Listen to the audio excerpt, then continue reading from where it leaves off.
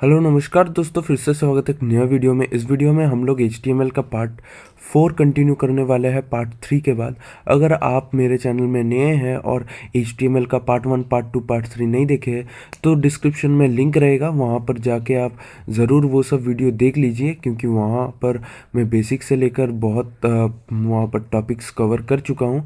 आज मैं शुरू करने वाला हूँ HTML का पार्ट 4। तो चलिए वीडियो को शुरू करते हैं। अगर आप मेरे चैनल में नए हैं तो ज़रूर सब्सक्राइब कीजिए, साइड में ऑल नोटिफिकेशन बटन ऑन कीजिए ताकि आपको सब वीडियो पहले मिल जाए मेरा। और अगर वीडियो को आपका अच्छा लगा तो ज़रूर लाइक करना, शेयर करना। तो चलिए वीडियो को शुरू करते हैं। मेरा नाम है सनी और आप देख रहे हैं टेक लियान।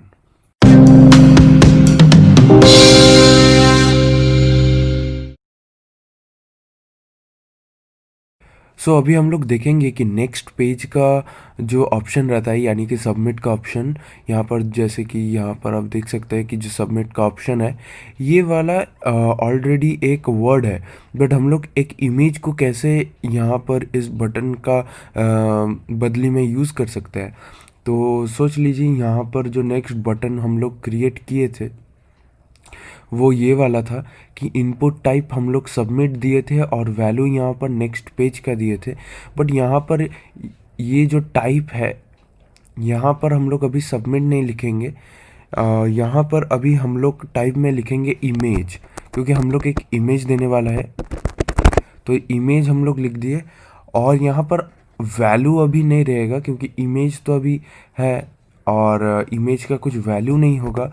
यहाँ पर होगा इमेज, तो उसके लिए हम लोग को इमेज का जो सोर्स है वो देना पड़ेगा।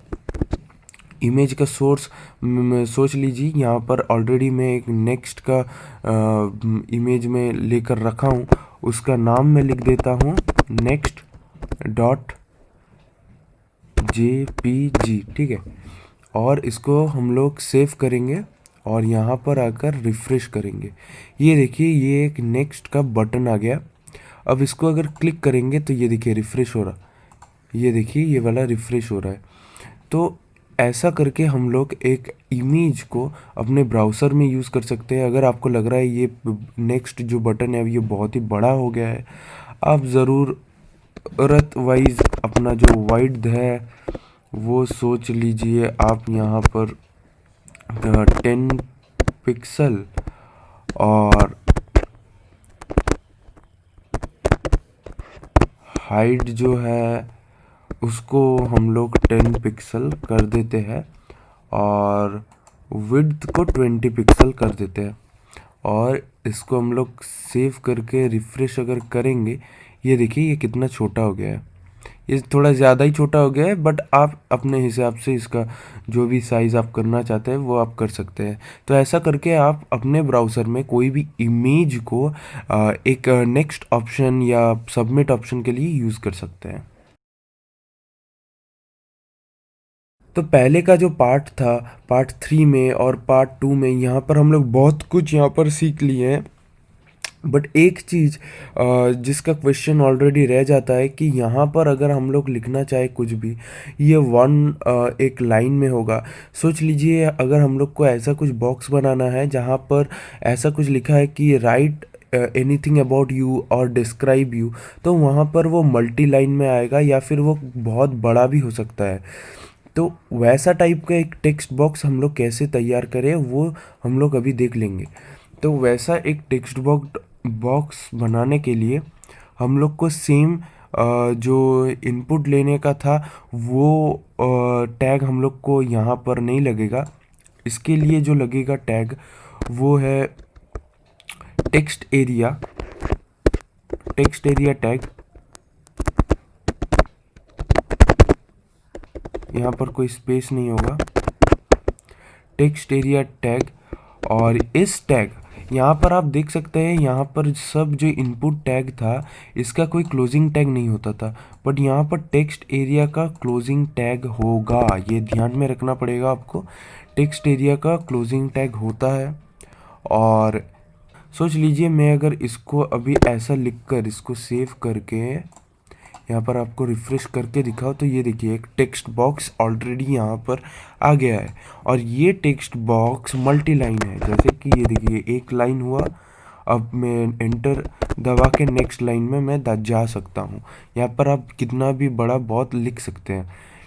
बट अगर आप चाहे कि ये जो बॉक्स है ये बॉक्स थोड़ा बड़ा दिखे, ताकि थोड़ा बड़ा करके कोई भी अपना कुछ डिस्क्रिप्शंस वगैरह या कुछ भी अपना फॉर्म में जो भरना होता है दे सके, तो इसके लिए आप यहाँ पर इसका जो रोज़ एंड कॉलम है टेबल का जैसा वैसा बढ़ा सकते हैं। बट टेबल में रो कॉलम हम लोग TR और TD से सीखे थे, बट यहाँ पर आपको रोज़ ही लिखना पड़ेगा, ROWS रोज़ लिखना पड़ेगा। फिर इज इक्वल टू दे के इसका वैल्यू देना पड़ेगा। सोच लीजिए मैं यहाँ पर कितना रो करूँ, कुछ भी 20 रो का कर लूँ, और इसको मैं अभी सेव करूँगा और रिफ्रेश। ये देखिए ये 20 रो का आ गया है स्पेस। अगर मैं चाहूँ यहाँ पर कॉलम भी आप बढ़ा सकते हैं। कॉलम के लिए COLS, ये आपको याद रखना पड़ेगा, COLS। फिर इज इक्वल टू देकर आपको इसका वैल्यू देना पड़ेगा। सोच लीजिए मैं कॉलम में 40 देता हूँ और इसको मैं सेव करूँगा और रिफ्रेश। ये देखिए कॉलम और रोज़ जो है वो 20 का हो गया है। तो ऐसा करके आप अपना हिसाब से कोई भी एक टेक्स्ट बॉक्स बना सकते हैं अपना फॉर्म में HTML का टेक्स्ट एरिया का जो टैग है इसका मदद से। सो अभी हम लोग देखेंगे कि फॉर्म सिलेक्शन ऑप्शन कैसे बनाते हैं। यानी कि अगर आप कभी भी देखेंगे कोई भी फॉर्म भरने के लिए, वहाँ पर सोच लीजिए कि ऐसा रहता है कि फॉर्म में आप कौन से बोर्ड से स्टडी किए हो, वहाँ पर बहुत सारे बोर्ड्स का नाम होता है, या फिर आप मेल हो या फीमेल हो, ऐसा करके एक ऑप्शन से रहता है जहाँ पर क्लिक करने से दो ऑप्शन दिखाता है, उससे आप एक ऑप्शन सिलेक्ट कर लेते हो। तो उसके लिए हम लोग को एक टैग यूज़ करना पड़ेगा जो है सिलेक्ट टैग। ये रहा सिलेक्ट टैग। और आपको ये ध्यान में रखना पड़ेगा कि ये जो सिलेक्ट टैग है इसका भी एंडिंग होता है। अब इसको मैं नीचे कर लेता हूँ। अब ये सिलेक्शन टैब का अंदर हमें कुछ लिखना पड़ेगा। अगर मैं ये देखिए सिलेक्शन हुआ, इसको मैं अगर सेव करूँ और यहाँ पर रिफ्रेश करूँ, ये देखिए एक डाउन एरो बटन आ जा रहा है जिससे हम लोग सिलेक्ट कर सकते हैं। बट सिलेक्ट जो करेंगे उसका जो ऑप्शन रहेगा वो हम ऑलरेडी अभी तक सिलेक्ट नहीं किए हैं। तो अभी हम लोग ये सिलेक्ट का अंदर ऑप्शन देंगे। उसके लिए हम लोग को ऑप्शन का जो टैग है वो हम लोग को देना पड़ेगा, ऑप्शन टैग। और आपको ये भी याद रखना पड़ेगा ये ऑप्शन टैग कभी क्लोज होता है। अब ये देखिए ये ऑप्शन टैग है, इसका अंदर हम लोग जो भी ऑप्शन डालना चाहते हैं वो ऑप्शन हम लोग डालेंगे। सोच लीजिए यहाँ पर मैं दूंगा कि ऑप्शन HTML, ये एक ऑप्शन है, और इसको मैं कॉपी करूँगा और इसका नीचे मैं इसको पेस्ट करूँगा। सो यहाँ पर दो ऑप्शन हम लोग का पास आ गया है, एक HTML और एक हम लोग लिख लेते हैं CSS। एंड इसका नीचे भी मैं और एक तो पेस्ट करता हूँ और यहाँ पर मैं लिख देता हूँ जावा स्क्रिप्ट। ठीक है, ये तीनों है। इसको मैं सेव करता हूँ और यहाँ पर रिफ्रेश करता हूँ। ये देखिए ये ऑलरेडी जब हम लोग ऑप्शन दिए तो ये आ गया HTML या फिर CSS या फिर जावास्क्रिप्ट। आप कोई भी एक सिलेक्ट कर सकते हैं। ये देखिए ये सिलेक्ट हो रहा है। अब मैं इसमें थोड़ा और भी यहाँ पर ऑप्शन बढ़ा देता हूँ ताकि और भी समझने में अच्छा हो और मज़ा भी आए सीखने में। तो यहाँ पर मैं तीनों और एक्स्ट्रा कर लिया और यहाँ पर मैं C++, यहाँ पर ओनली जावा, और यहाँ पर पाइथन ये सब दे दिया और फाइल को सेव किया, रिफ्रेश किया और यहाँ पर देखिए जितना सारे आप ऑप्शन दिए थे HTML, CSS, जावास्क्रिप्ट, C++, जावा, पाइथन, ये सब आ गया। अब देखिए यहाँ पर ये जो ऑप्शंस है, यहाँ पर देखिए हर दम HTML हम लोग पहले क्रिएट किए थे इसलिए HTML दिखा रहा है, बट आपको चाहिए कि सबसे पहले हमको C++ दिखाए, आप ये चाहते हैं। तो उसके लिए ये ऑप्शन का बाद एक अलग सा आपको यहाँ पर सिलेक्टेड लिखना पड़ेगा, ठीक है। ये जो सिलेक्टेड आप एट्रीब्यूट्स लिख दिए और यहाँ पर सेव किए और यहाँ पर रिफ्रेश अगर करेंगे तो ये देखिए सबसे पहले आपको C++ ही दिखाएगा ऑलवेज। अब आप ओपन करेंगे, ये देखिए C++ में ऑलरेडी ये सिलेक्टेड है। अब HTML, CSS, जावास्क्रिप्ट कोई भी आप सिलेक्ट कर सकते हैं, बट आप अगर फिर से रिफ़्रेश करेंगे तो ये C++ में आ जाएगा, डिफ़ॉल्ट में C++ रहेगा। अब बहुत सारे ऐसे भी आप देखे हैं जगह पे जहाँ पर पहले सिलेक्ट लिखा होता है फिर आपको एक नया ऑप्शन में जाना पड़ता है। तो वो क्या करते हैं कि सिलेक्ट का भी एक अलग सा ऑप्शन बना लेते हैं। सोच लीजिए मैं इसका बाद एक सिलेक्ट का ऑप्शन बना लूँगा जहाँ पर यहाँ पर मेरा सिलेक्ट लिखा रहेगा और ये सिलेक्टेड को मैं यहाँ से कट करके यहाँ पर मैं पेस्ट कर दूंगा, ठीक है। अब देखिए इसको मैं सेव करूँगा और यहाँ पर आके रिफ्रेश करूँगा, ये देखिए सबसे पहले सिलेक्ट दिखा रहा है। अब यहाँ से आप कोई भी सिलेक्ट कर सकते हैं क्योंकि ये पहले डिफ़ॉल्ट में ऑलवेज सिलेक्ट दिखाएगा, क्योंकि सिलेक्ट का भी एक ऑप्शन हम लोग ऑलरेडी यहाँ पर क्रिएट कर चुके हैं, ठीक है। अब सोच लीजिए मैं इसको डिलीट कर देता हूँ, डिलीट। अब देखिए कि ऐसा भी कभी कभी होता है कि आप एक नहीं दो सिलेक्ट करना चाहते हैं, दो। उसके लिए यहाँ पर आपको एट्रीब्यूट ये सिलेक्ट में देना पड़ेगा मल्टीपल का एट्रीब्यूट। ये मल्टीपल का एट्रीब्यूट आप दिए और इसको सेव करने का बाद आप जब रिफ़्रेश करेंगे ये देखिए यहाँ पर ऐसा बॉक्स आ गया। अब इसमें आप 1 2 3 4 5 6 जितना चाहे उतना आप सिलेक्ट कर पाएंगे। ये देखिए मैं बहुत सारा सिलेक्ट कर रहा हूँ यहाँ पर। ऐसा करके आप जितना चाहे उतना सिलेक्ट कर सकते हैं। अब देखिए अगर आपको इसका साइज़ बढ़ाना है उसके लिए आप यहाँ पर इसका साइज़ भी बड़ा कर सकते हैं। जैसे कि अभी यहाँ पर 1 2 3 4 चारों दिखा रहा है, आप चाहते हैं यहाँ पर मुझे 5 दिखाए तो यहाँ पर आप साइज़ लिख सकते हैं और इसमें 5 लिख सकते हैं। इसको अगर सेव करेंगे और यहाँ पर आके रिफ़्रेश करेंगे ये देखिए अभी आप यहाँ पर 5 देख सकते हैं, 5 ऑप्शंस। अगर आप चाहते हैं कि नहीं मुझे सिर्फ 2 देखना है तो आप वो भी कर सकते हैं। ये देखिए अभी आपको दोनों दिखाई दे रहा है बट ऑप्शन सारा है, बट आपको दिखाई दे रहा है 2, सिर्फ 2। ऐसे करके अगर आप चाहते हैं कि मुझे सब ऑप्शंस दिखाई दे तो यहाँ पर टोटल 6 ऑप्शंस है, मैं यहाँ पर 6 दूंगा क्योंकि यहाँ पर 6 है। अब मैं इसको अगर सेव करूँ और रिफ़्रेश करूँ ये देखिए 6 ऑप्शंस ही आपको दिखा रहा है और यहाँ पर का जो स्क्रॉलिंग बार ये हट गया है क्योंकि यहाँ पर 6 से ज़्यादा कोई ऑप्शंस ही नहीं है। अभी आप देखिए यहाँ पर सोच लीजिए कि ये जो HTML, CSS और जावास्क्रिप्ट ये वेब डेवलपमेंट का प्रोग्रामिंग लैंग्वेज है, इसको आप अलग ग्रुप में दिखाना चाहते हैं और यहाँ पर C++, जावा, पाइथन ये तीनों लैंग्वेज को आप अलग से दिखाना चाहते हैं। तो इसके लिए आप अलग से ग्रुप भी बना सकते हैं।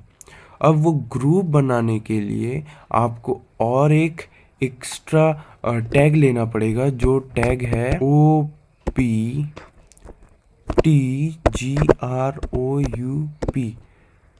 ठीक है।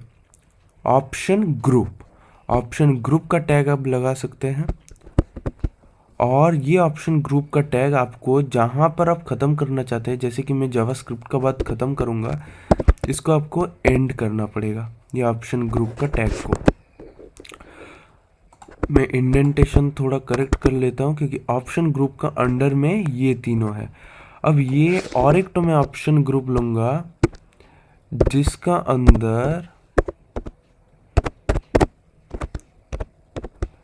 अंदर मेरा ये C++ जावा पाइथन रहेगा, और इसको भी मैं करेक्ट इंडेंटेशन कर देता हूँ। तो ये हो गया मेरा ऑप्शन ग्रुप।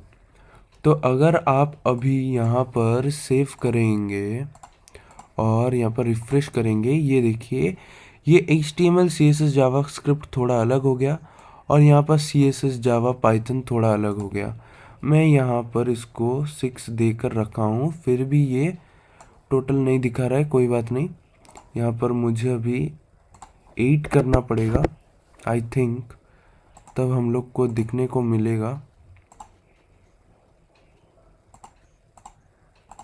ये देखिए 8 करने से मिला, क्योंकि यहाँ पर देखिए एक ब्लैंक यहाँ पर ले लिया और एक ब्लैंक यहाँ पर ले लिया।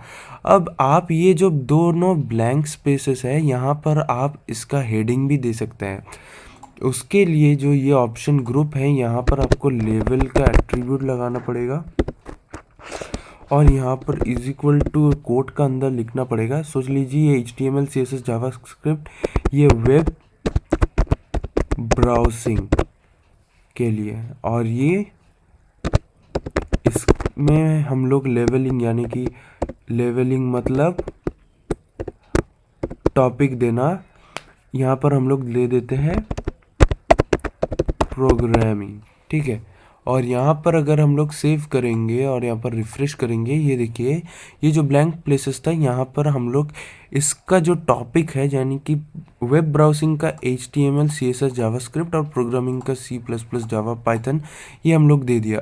आप देख सकते हैं कि हम लोग ये प्रोग्रामिंग और वेब ब्राउजिंग को सिलेक्ट नहीं कर पाएंगे क्योंकि ये टॉपिक है, बट हम लोग HTML CSS ये सब को सिलेक्ट कर पाएंगे।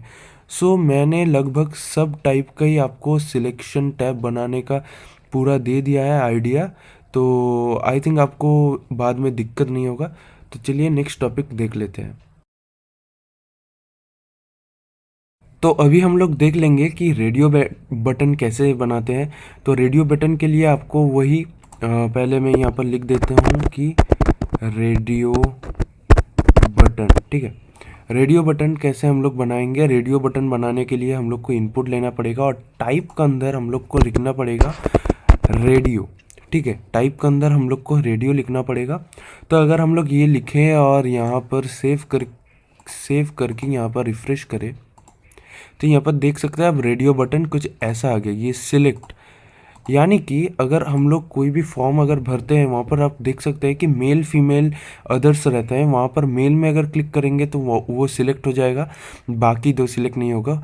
ऐसा टाइप का सिलेक्शन को बनाने के लिए ये रेडियो बटन का इस्तेमाल होता है।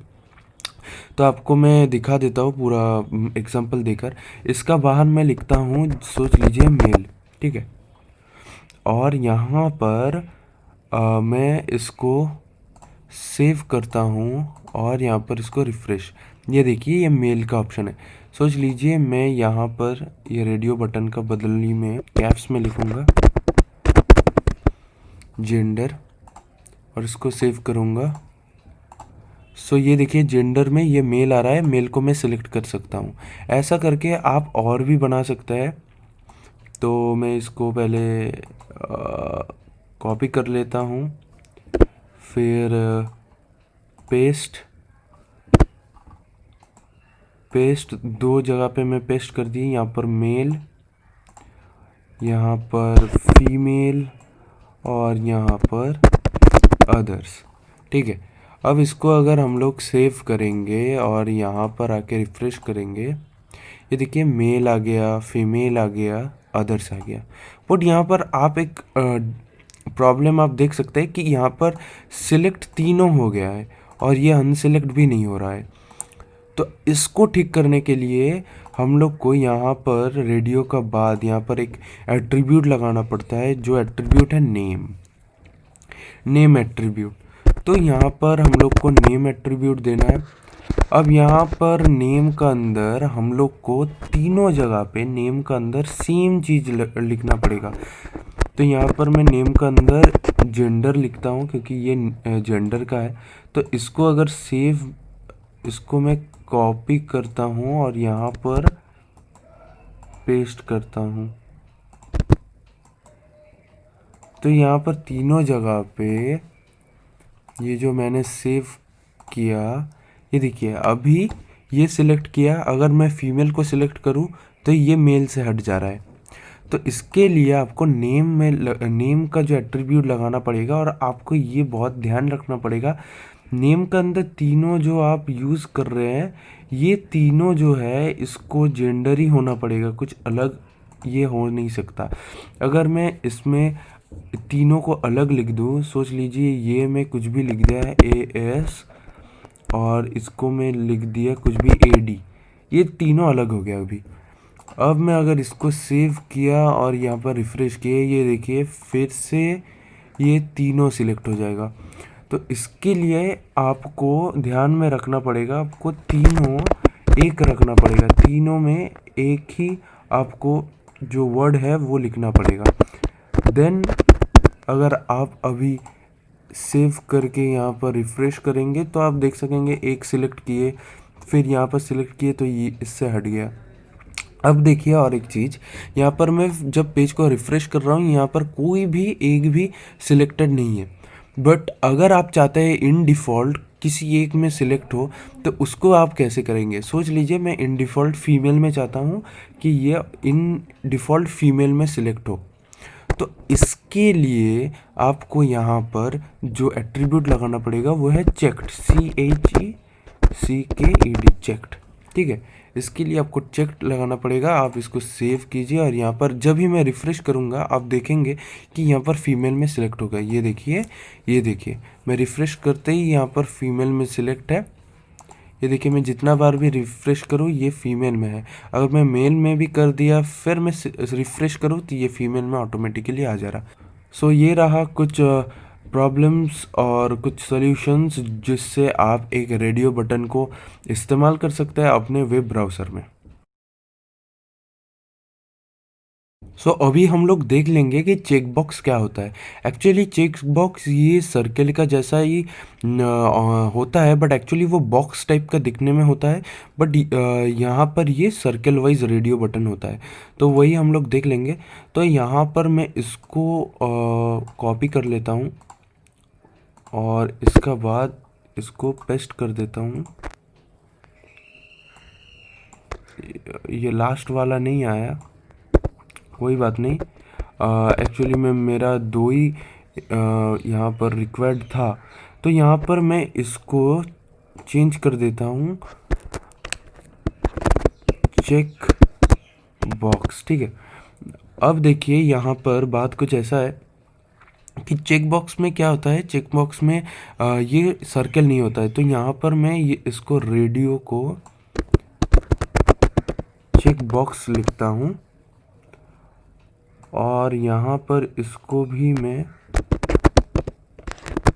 चेक बॉक्स लिखता हूँ। अगर मैं इसको सेव करूँ और यहाँ पर इसको रिफ़्रेश करूँ, अब देख सकते हैं चेक बॉक्स में क्या हुआ, ये बॉक्स टाइप आ जा रहा है।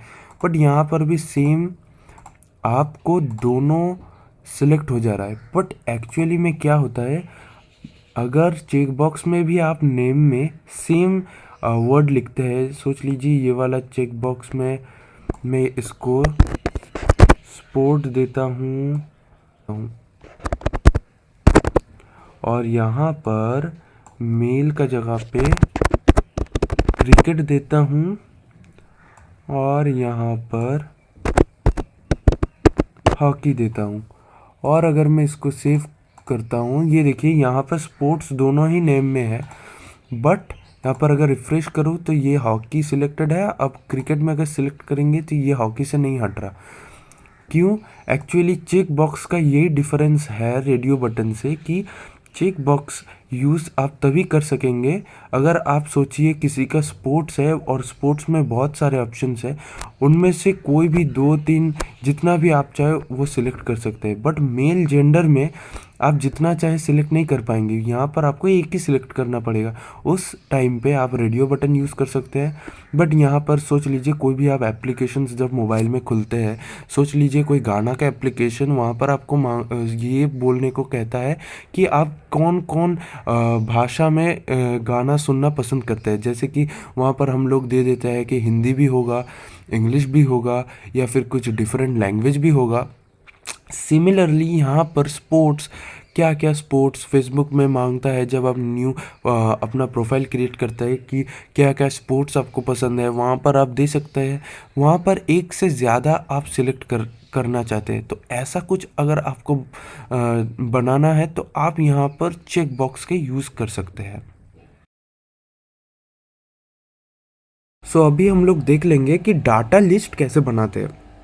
तो डाटा लिस्ट एक्चुअली क्या होता है, अगर हम लोग गूगल क्रोम में जाएंगे और यहाँ पर अगर ए लिखेंगे तो यहाँ पर आप देख सकते हैं ए से अमेज़ॉन, एडोबी प्रीमियर, जो सब मैंने सर्च किया था, या फिर ऑस्ट्रेलिया वर्सेस इंडिया, आनंद बाज़ार, ऐसे बहुत सारे ऑप्शंस आ जाएगा। ठीक है। अगर मैं ए से लिखूँ तो ऐसे, इस सब को कहते हैं कि डाटा लिस्ट, जो पहले सर्च किया गया है या फिर ऑलरेडी में गूगल का अंदर है, तो इसको डाटा लिस्ट कहते हैं। तो इसको हम लोग कैसे बनाएंगे वो हम लोग देख लेंगे। तो यहाँ पर डाटा लिस्ट बनाने के लिए सबसे पहले आपको जो करना पड़ेगा वो है एक सर्च बनाना पड़ेगा, एक सर्च का बॉक्स बनाना पड़ेगा। तो उसके लिए सोच लीजिए मैं यहाँ पर लिखता हूँ कि सर्च, फिर इसका नीचे मुझे एक टैग लगाना पड़ेगा, इनपुट टैग, और इसका जो टाइप है वो मैं कर दूंगा टेक्स्ट। ठीक है, और इसको मैं क्लोज कर दूंगा। फिर मिडिल में एक बिया टैग, दो बिया टैग ले लेता हूँ। फिर यहाँ पर मैं और एक ले लेता हूँ। तो इसको लिखने से क्या होगा वो तो आपको पता होगा, फिर भी मैं दिखा देता हूँ कि टाइप टेक्स्ट, एक ब्लैंक पोर्शन हम लोग को मिल जाएगा जहाँ पर हम लोग कुछ भी लिख सकते हैं, जिसका नाम हम लोग अभी सर्च दे दिया है। अब नीचे एक सबमिट का ऑप्शन हम लोग बनाएंगे। सबमिट का ऑप्शन कैसे बनाते हैं मैं ऑलरेडी दिखा दिया हूँ। इसके लिए भी आपको इनपुट लेना पड़ेगा, बट इनपुट का ये जो टाइप होगा, ये टाइप होगा सबमिट का। अब ऐसे करके अगर मैं सर्च करूं, ये देखिए एक सबमिट का ऑप्शन हम लोग को मिल गया है। अब हम लोग इसमें वैल्यू डालेंगे। तो ये सर्च का जो वैल्यू है, ये हम लोग कुछ भी रख सकते हैं। मैं यहाँ पर वैल्यू को सर्च रखता हूँ, ACARCH। ठीक है। अब मैं इसको सेव करूँगा और यहाँ पर रिफ्रेश करूँगा। ये देखिए सर्च, क्योंकि यहाँ पर मैं लिखूँगा फिर यहाँ पर ये सर्च करूँगा। तो ऐसे करके हम लोग बना सकते हैं। तो अभी हम लोग क्या करेंगे, जो इसका जो मिडिल है, यहाँ पर हम लोग डाटा लिस्ट को बनाएंगे। उसके लिए हम लोग को डाटा लिस्ट का जो टैग है वो लेना पड़ेगा। अब आपको याद रखना पड़ेगा, ये जो डाटा लिस्ट होता है इसका क्लोजिंग टैग होता है। ठीक है। अब इसका अंदर हम लोग कुछ ऑप्शंस बनाएंगे जो डाटा लिस्ट में हम लोग को शो करेगा। तो उसके लिए हम लोग को ऑप्शन का टैग लेना पड़ेगा।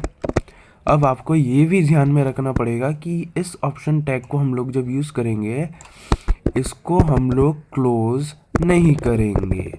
ठीक है, ये आपको याद रखना पड़ेगा, इसको हम लोग क्लोज नहीं करेंगे, ये ऑप्शन टैग का क्लोज नहीं होगा। अब इस ऑप्शन का अंदर हम लोग इसका वैल्यू डालेंगे, वैल्यू।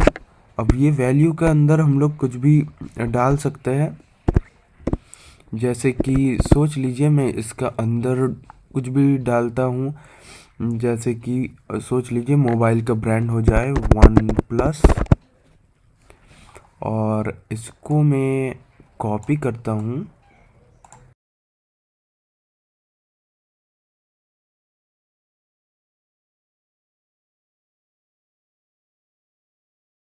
मैं चारों जगह में कर लिया हूँ। अब इंडेंटेशन ठीक कर लेता हूँ। अब यहाँ पर सोच लीजिए मैं ये एप्पल लिखा, यहाँ पर मैं सैमसंग लिख दिया, और यहाँ पर सोच लीजिए रियलमी का नाम लिख लिया। ये फ़ोन का ब्रांड्स का नेम है। तो यहाँ पर मैं अगर सेव करूँ और यहाँ पर सर्च करूँ तो आपको कुछ भी दिखाई नहीं देगा, आप देख सकते हैं।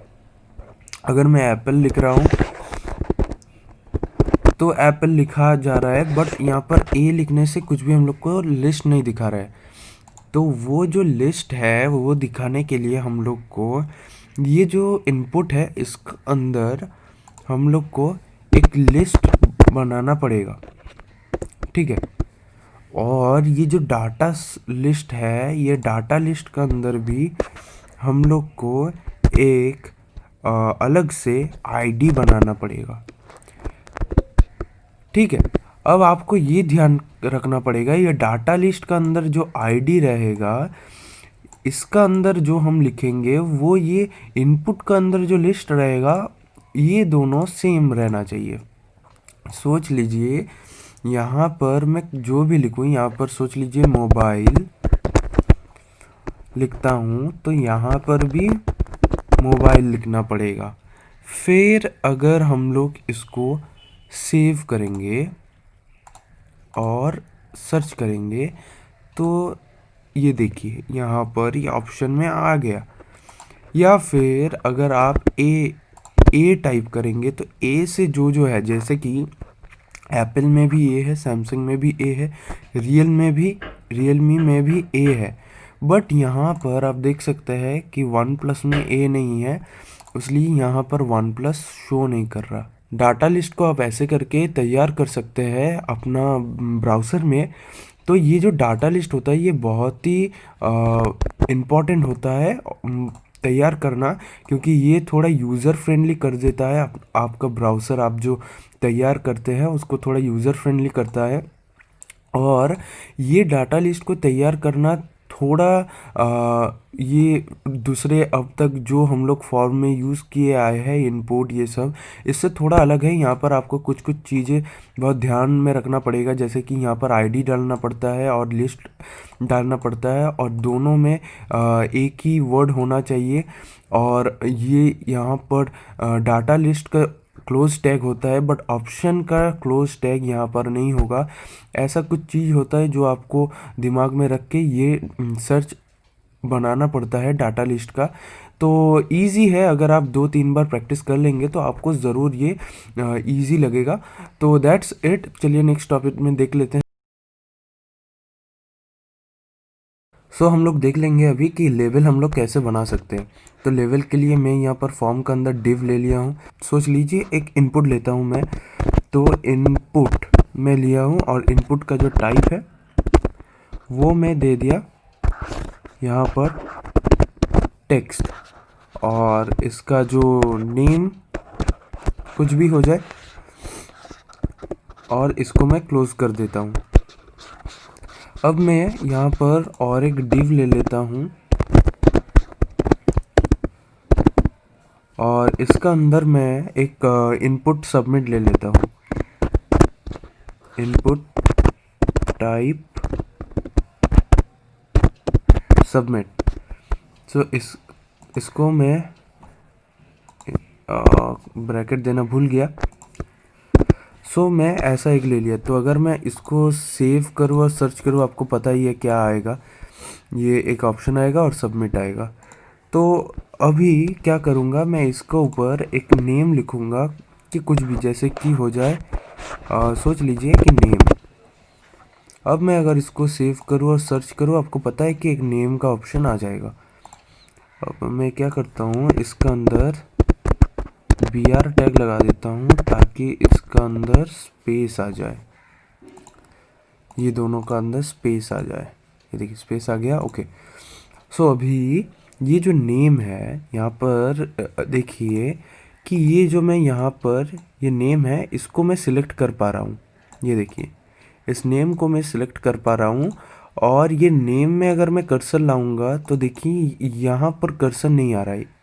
ये बॉक्स में आकर कर्सर दबाने से तभी कर्सर आ रहा है, नहीं तो ये नेम में कर्सर दबाने से ये नेम वर्ड ही सिलेक्ट हो जा रहा है। तो इसके लिए हम लोग क्या करेंगे, पहले तो मैं इसको कैप्स में लिख देता हूँ। अब इसको लेवल में बदलने के लिए हम लोग को इसको एक लेबल टैग से इसको क्लोज करना पड़ेगा।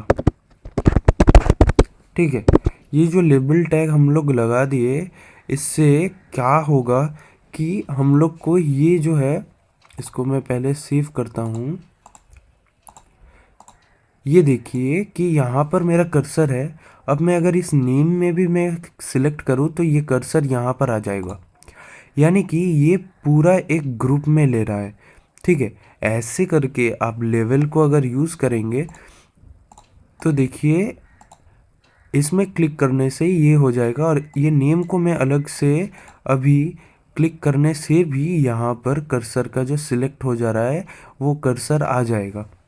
तो एज अ ग्रुप ये ले रहा है। सो ऐसे करके आप लेवल को यूज़ कर सकते हैं। और आपको ये अभी से ध्यान रखना पड़ेगा कि जब भी मैं इनपुट लूँगा, इनपुट का जो भी नेम रहेगा उसको लेवल का अंदर लूँगा, ताकि ऐसा एक ऑप्शन आता जाए। ठीक है, सो ऐसा करके हम लोग ये जो लेवल का टैग है इसको हम लोग यूज़ कर सकते हैं। सो अभी हम लोग देख लेंगे कि फील्ड सेट क्या होता है। एक्चुअली फील्ड सेट वही होता है कि अलग अलग सा फील्ड में अलग अलग आप अपने जो ऑप्शंस है वो यूज़ कर सकते हैं। जैसे कि मैं आपको दिखा रहा हूँ कि ये सोच लीजिए, ये टाइप जो है यहाँ पर मैं लिख देता हूँ कि सोच लीजिए कोई भी कार, यानी कि टाटा हो जाए। अब ऐसे करके मैं इसको कॉपी करूँगा।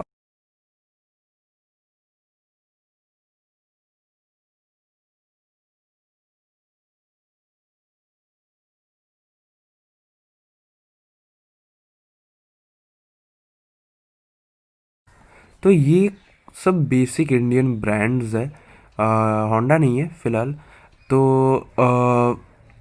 ये बड़ा बड़ा ब्रांड्स है ऑटोमोबाइल्स का। इसको मैं सेव करूँगा और यहाँ पर मैं सर्च करूँगा। ये देखिए, टाटा, महिंद्रा, हीरो, होंडा, ये आ गया है। अब मैं क्या करूँगा, ये पूरा डिव को कॉपी करूँगा और इसका नीचे और एक पेस्ट कर दूँगा।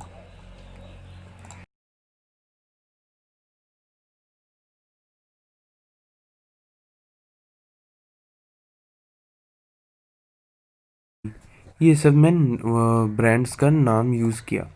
अब यहाँ पर मैं रिफ़्रेश करूँगी, ये देखिए ये दोनों आ गए। अगर मैं चाहूँ तो इसका अंदर BR टैग लगा सकता हूँ,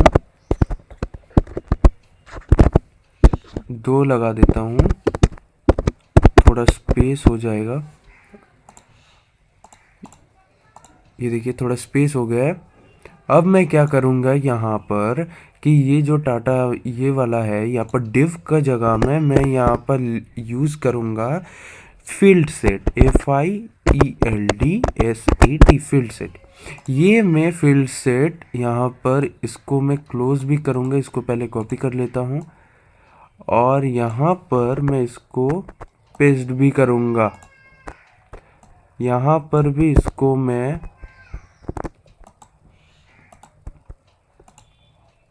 पेस्ट करूँगा और यहाँ पर भी मैं इसको पेस्ट करूँगा।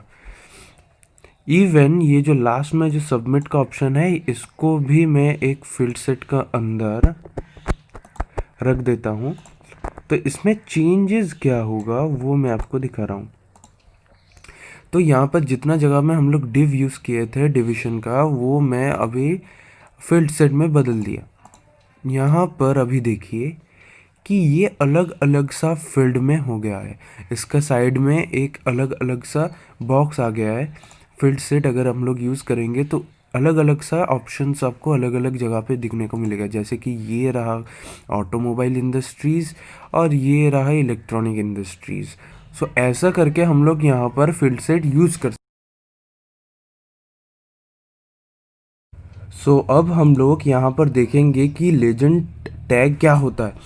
तो यहाँ पर अगर हम लोग यहाँ पर देखें तो ये देखिए टाटा महिंद्रा, ये वाला एक है, ये ऑटोमोबाइल्स का अंदर है। ये one plus, Apple, Samsung, Realme, ये सब इलेक्ट्रॉनिक्स के अंदर है। तो हम लोग को ऐसा लग रहा है कि अगर यहाँ पर कोई भी हेडिंग हो जाए तो और भी अच्छा होता। अगर यहाँ पर भी कुछ हेडिंग्स होता, जैसे कि यहाँ पर होता है ऑटोमोबाइल इंडस्ट्री, यहाँ पर होता है इलेक्ट्रॉनिक इंडस्ट्री, तो उसको बनाने के लिए हम लोग लेवल का जो टैग है वो यूज़ करेंगे। वो हम लोग यूज़ करेंगे ये फिल से टैग का बाद ये जितना लेबल है उसका अंदर, सॉरी लेबल टैग नहीं, लेजेंड टैग। तो LEGEND लेजेंड टैग, और आपको यहाँ पर टैग को क्लोज करना पड़ेगा और इसका अंदर आपको लिखना पड़ेगा जो आप इसका हेडिंग देना चाहते हो। जैसे कि मैं अभी देना चाहता हूँ ऑटोमोबाइल इंडस्ट्री, ठीक है, और यहाँ पर एक कोलन। सिमिलरली मैं यहाँ पर भी लेजेंड टैग के यूज़ करूँगा और इसको क्लोज भी मैं करूँगा और इसका अंदर मैं यूज़ फिर से दूंगा इलेक्ट्रॉनिक्स इंडस्ट्री, फिर कोलन। सो यहाँ पर मैं फिर यहाँ पर इसको सेव करूँगा और यहाँ पर रिफ्रेश। अब देखिए यहाँ पर कि इसका अंदर ये जो बॉर्डर है उसका अंदर ही ये एक अच्छा तरह से इसका जो हेडिंग है वो घुस गया है, जो दिखने में बहुत ही अच्छा लग रहा है। सो इस हिसाब से आप लेजेंड का जो टैग है उसको यूज़ कर सकते हैं ऐसा टाइप में। इसका जो टॉपिक है उसका हेडिंग दिखाने के लिए, यानी कि टॉपिक का हेडिंग दिखाने के लिए आप लेजेंड टैग को ज़रूर यहाँ पर यूज़ कर सकते हैं।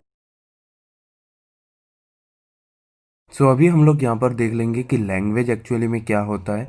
तो लैंग्वेज का ये जो है ये बहुत ही सिली चीज़ है, बट ये मैंने आपको पहले नहीं बताया था, क्योंकि इसको नहीं बताने का कारण भी क्या है वो भी मैं आपको बता रहा हूँ।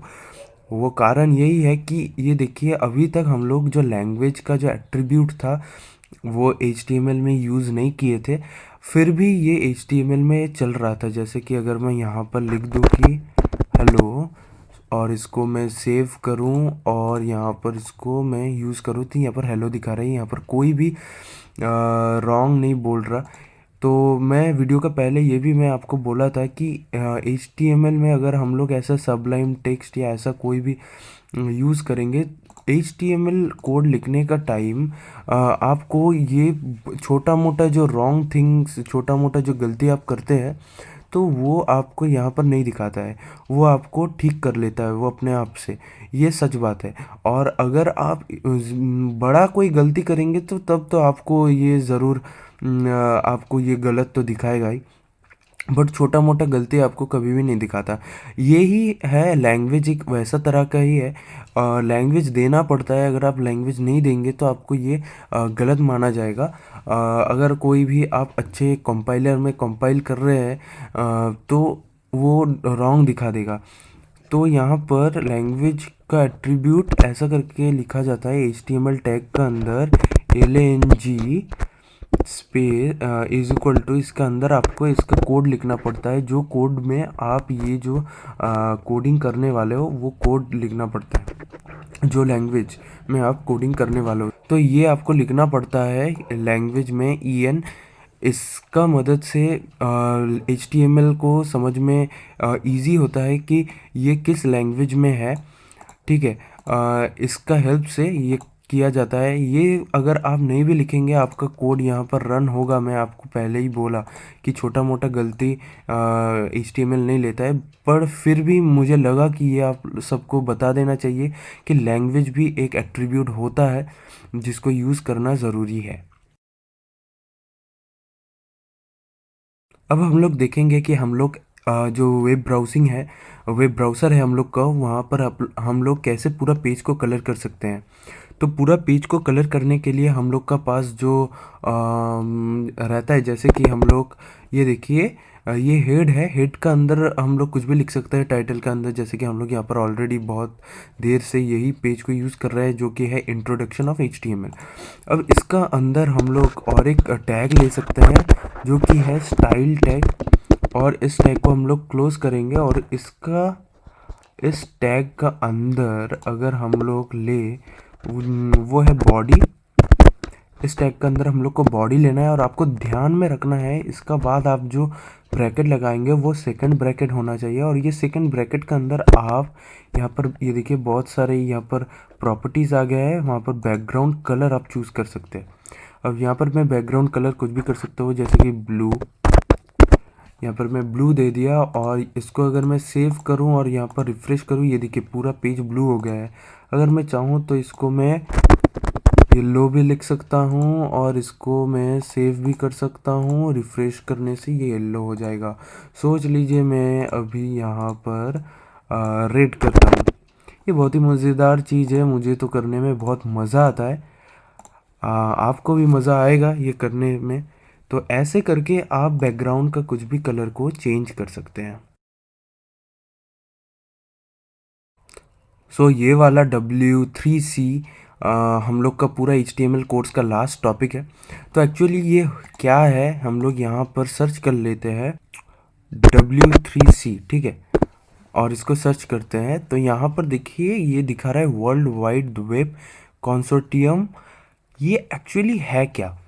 एच टी एम एल में न्यू वर्जन लाना, एच टी एम एल में न्यू कुछ भी अपग्रेडेशंस करना, पूरा एच टी एम एल को जो संस्था यानी कि जो कॉन्स्टिट्यूशन चलाता है पूरा एच टी एम एल को, वो कॉन्स्टिट्यूशन एक्चुअली W3C है जो कि है वर्ल्ड वाइड वेब कंसोर्टियम। ये चलाता है, ये HTML का सब नियम बनाता है। आप कुछ भी HTML में अगर उसके एंटिटी, सिंबल, इमोजी वो सब का अगर आप कोड सर्च करेंगे तो सबसे पहले आपको W3C का वेबसाइट का ही आपको यहाँ पर लिंक दिखाई देगा। तो एक्चुअली W3C एक कॉन्स्टिट्यूशन है। HTML का सब कुछ इसमें ही आप देख सकते हैं क्योंकि HTML का सब कुछ यही संभालता है। अब ये W3C जो टॉपिक है इसका ऊपर बात करने का यही मेरा मेन मुद्दा है कि जब हम लोग कुछ भी कोड कर रहे हैं हम लोग को समझ में नहीं आ रहा है कि ये कोड हम लोग करेक्ट कर रहे हैं या नहीं कर रहे हैं। तो इसके लिए हम लोग को ऐसा कुछ चाहिए जिसका मदद से हम लोग ये पूरा कोड को समझ सके कि हाँ ये जो कोड मैं लिखा हूँ वो करेक्ट है। जैसे कि हम लोग अगर कोई भी प्रोग्रामिंग कर रहे हैं C++, जावा, पाइथन, जब हम लोग उनको कंपाइल करेंगे तो वहाँ पर हम लोग जो कोड किए हैं उसका एरर हम लोग को पता चल जाता है। बट यहाँ पर हम लोग को पता नहीं चलता, डायरेक्ट हम लोग को रन कराना पड़ता है और क्या गलती है समझ में नहीं आता है, वो अपने हिसाब से रन हो जाता है। यानी कि अगर ब्राउज़र में जाकर रिफ़्रेश कर दूँ तो वो कुछ भी दिखा देता है, उसका हिसाब से हम लोग को पता भी नहीं चलता कि कहाँ पर गड़बड़ है। तो उसको समझने के लिए, एरर जानने के लिए ये W3C जो है ये हम लोग को हेल्प करेगा। कैसे? आपको सर्च करना है W3C वैलिडेटर, ये ऑलरेडी आ गया है। वैलिडेटर आपको सर्च करना है। आप वैलिडेटर में जाइए, यहाँ पर जो फर्स्ट है validator.w3.org, इसमें आपको क्लिक करना है। ये डायरेक्टली अपना W3C का वेब पेज में लेकर चल जाएगा। अब देखिए यहाँ पर आप एड्रेस देकर कि कहाँ पर, सोच लीजिए कि मैं ये new.html फोल्डर को मैं देखना चाहता हूँ कि यहाँ पर मेरा कोई भी गलती है या नहीं। तो ये जो फर्स्ट ऑप्शन दिया गया है यहाँ पर वैलिड बाय URI, यानी कि आपका एड्रेस देना पड़ेगा, आपको पाथ देना पड़ेगा कि आपका कंप्यूटर पे कहाँ पर है वो फोल्डर। तो ये चेक करने में, चेक जब हम लोग प्रेस करेंगे तो वो डायरेक्टली ये फोल्डर में आ जाएगा और इसको चेक करके आपको बताएगा कि क्या गलती है। अगर हम लोग ये वैलिड बाय फाइल अपलोड में देखें तो यहाँ पर आपको फाइल को चूज़ करने को बोलेगा। आप जो फाइल को चूज़ करना चाहते हैं, जैसे कि मैं यहाँ पर ये जो new.html है ये फाइल को चूज़ करना चाहता हूँ, तो मैं यहाँ पर इसको करके ओपन करूँगा, फिर चेक करूँगा तो ये मुझे दिखाएगा। बट मुझे सबसे ज़्यादा जो कन्वीनियंट, ईजी टू यूज़ लगता है वो है वैलिडेट बाय डायरेक्ट इनपुट, यानी कि आप डायरेक्ट यहाँ पर इनपुट करेंगे और ये यहाँ पर गलती दिखा देगा। तो वो कैसे करेंगे, यहाँ से आपको सिर्फ कुछ नहीं करना है, इसको आपको कॉपी करना है और यहाँ पर आपको ये पेस्ट करना है। फिर आप यहाँ पर चेक कीजिए, तो ये लोडिंग हो रहा है। फिर आपको चेक करके ये दे देगा कि कोई भी गलती है या नहीं है। यहाँ पर अगर आप नीचे आएंगे तो ये देखिए, यहाँ पर the document checking complete, no error और वार्निंग टू शो। यहाँ पर कुछ भी एरर या वार्निंग नहीं दे रहा है। सोच लीजिए यहाँ पर मैं ये जो लास्ट में HTML का टैग है वहाँ पर ये स्लैश कोड में नहीं दिया और इसको मैं कॉपी कर लिया, कॉपी, और यहाँ पर मैं इसको डिलीट करके पेस्ट कर दूंगा। अब देखिए, अगर मैं अभी चेक करूं और नीचे उतारूं तो यहाँ पर दिखा रहा है कि आपको एरर है, जो कि है बॉडी का बाद जो HTML का टैग है वहाँ पर एरर है। स्ट्रेट स्टार्ट टैग यहाँ पर बता ही दे रहा है कि आपका टैग का गलती कहाँ पर है, या इवन आपको यहाँ पर हाईलाइट करके भी दिखा देगा कि मेरा ये HTML का यहाँ पर गलती है। अगर मैं यहाँ पर एक स्लैश दे दूँ और यहाँ पर चेक में बैठा दूँ तो फिर ये दिखा देगा कि यहाँ पर कोई भी नो एरर और वार्निंग टू शो। तो ये एक वेबसाइट है जिसका मदद से आप अपना कुछ भी जो कोड आप कर रहे हैं उसको आप चेक कर सकते हैं। तो थैंक यू दोस्तों, ये पूरा जो सीरीज़ है वीडियो का देखने के लिए। तो आज का जो HTML का जो पूरा ट्यूटोरियल है वो यहाँ पर ही ख़त्म होता है। मैंने लगभग बहुत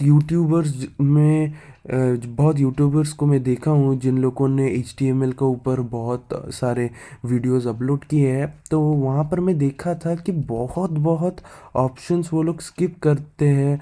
कोई कोई तो HTML का 10-15 मिनट का वीडियो बनाते हैं, कोई कहते हैं कि 1 घंटा में पूरा HTML, बट एक्चुअली आपको अगर सीखना है तो आप 1 घंटे में कभी भी HTML बैठ के सीख नहीं पाएंगे। पूरा ट्यूटोरियल मेरा पास है, मैं जितना आपको बोला हूँ वो पूरा आपको लगेगा। कुछ कुछ पार्ट्स है जो मैं अभी भी आपको नहीं बताया, क्योंकि वो पार्ट अगर मैं आपको बताता तो आपको समझ में नहीं आता, क्योंकि वो सब पार्ट CSS बेस्ड है। तो मैं जितना भी आपको बताया वो पूरा इन्फॉर्मेशन मैं आपको दिया हूँ, उसमें कुछ भी ऐसा नहीं था जो आपको समझ में नहीं आएगा। बहुत ही बेसिक चीज़ें मैं आपको बताया। तो आई थिंक मैं पूरा कवर किया हूँ HTML में जितना बताना चाहिए था। बहुत यूट्यूबर्स अच्छे भी किए हैं मेरे से, बट बहुत ऐसा भी मैंने देखा है वीडियो जहाँ पर बहुत ही कम इन्फॉर्मेशन दिया गया है। तो मैंने ये सोचा था कि जितना हो सके उतना मैं दूंगा, और बहुत ऐसा इन्फॉर्मेशन मैं दिया हूँ जो बहुत सारे वीडियो में था ही नहीं, स्किप कर दिया था। तो आई थिंक आपको मेरा वीडियो अच्छा लगा हो। तो अगर मेरा वीडियो आपको अच्छा लगा हो तो ज़रूर मेरे चैनल में आप बने रहिए, सब्सक्राइब कीजिए, लाइक कीजिए और शेयर कीजिए। और आने वाले कल में आपको मेरा वीडियो अगर लगेगा तो ज़रूर ऑल नोटिफिकेशन बटन को भी आप ऑन कीजिए, और मैं इसका बाद CSS का भी ट्यूटोरियल पूरा लाऊंगा। सो यहीं पर ही वीडियो को ख़त्म करते हैं। मेरा नाम है सनी, आप देख रहे हैं टेक लियान। अगर वीडियो को अच्छा लगा तो ज़रूर चैनल को सब्सक्राइब, लाइक और शेयर करना।